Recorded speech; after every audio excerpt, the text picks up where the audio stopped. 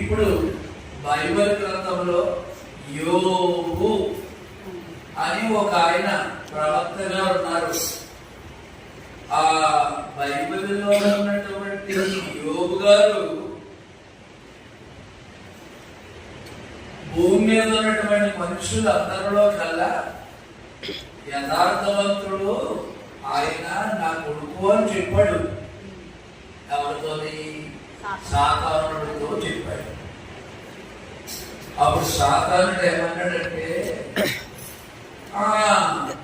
ఆస్తిచ్చో, పొలాలు ఉన్నాయి, మేకలు ఉన్నాయి, గొర్రెలు ఉన్నాయి, పిల్లలు ఉన్నారు, ఇల్లు ఉంది, అబ్బా అంతా బాగుంది, నిన్నే ఆరాధన చేయడేంటి అన్నాడు సైతానుడు.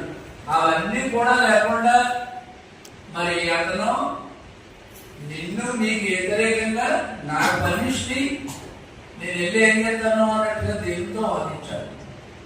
లేదు నా కొడుకు అలా చేయడు, నా మాట వింటాడు, ఏం జరిగినా ఇది ఉన్నా లేకపోయినా ఇప్పుడు బాగున్నాడు అంటున్నా, నువ్వు బాగోపోయినా అలాగే ఉంటాడు అని చెప్తే వెళ్ళలేదు. లేదు నేను వెళ్ళి నీ మీద తిరగబడేటట్లు నేను చేస్తాను అన్నాడు. నాకు అన్నాడు అన్నాడు. అయితే నాకు దేవుడు చెప్పిన మాట ఇంట్లేదు కదా సాతానుడు.